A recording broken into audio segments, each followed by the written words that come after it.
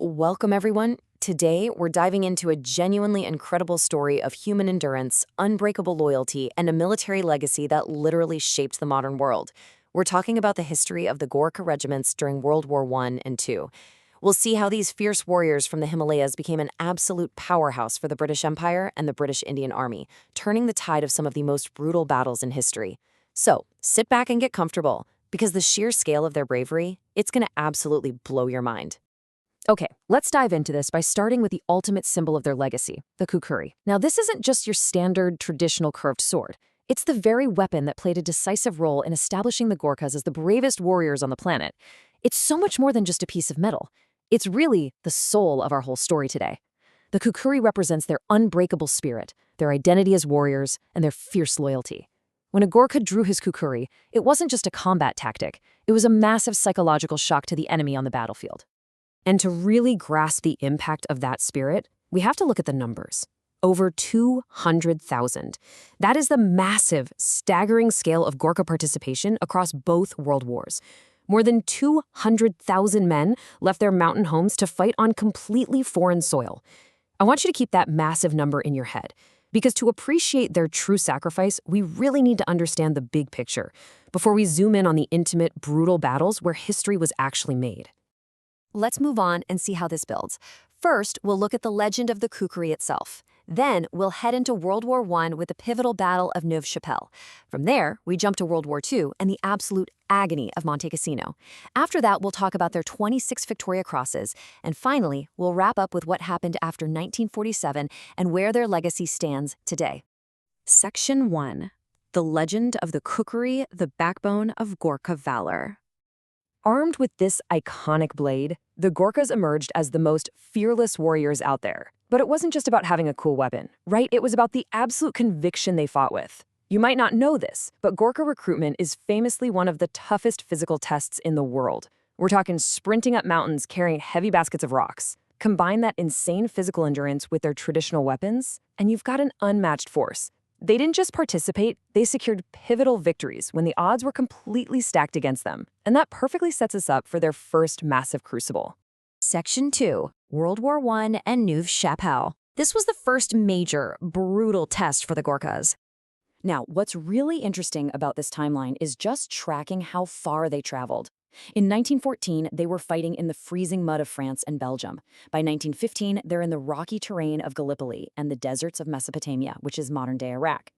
Jump to World War II, and in 1939, they're in the arid plains of North Africa. By 1944, the freezing mountain peaks of Italy, and by 1945, the deadly, dense jungles of Burma.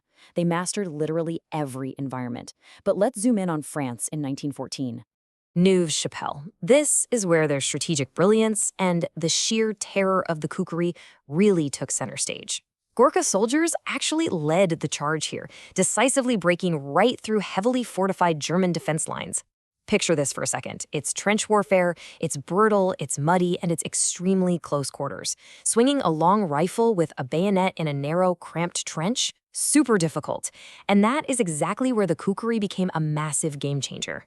In those tight spaces, their traditional, sharp, compact blade gave them a terrifying tactical advantage. They were at the absolute forefront, clearing trenches so aggressively that the German lines just collapsed. But that unmatched bravery came at a staggering cost. 20,000.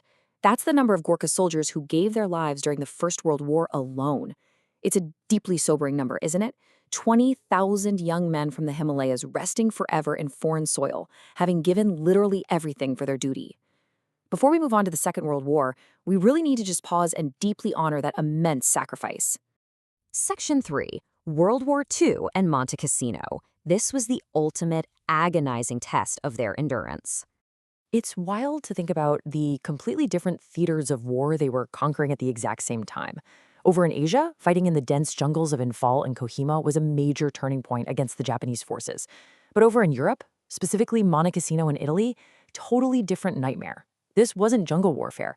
This was a brutal, freezing standoff against deeply entrenched German forces, fighting uphill on rocky, unforgiving mountainsides.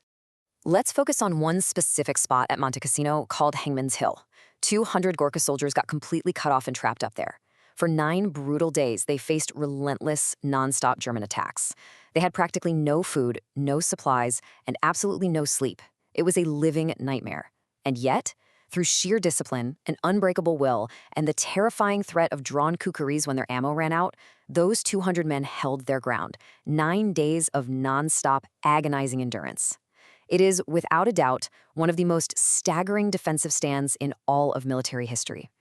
Section 4. The 26 Victoria Crosses, and how they were acknowledged by both allies and enemies.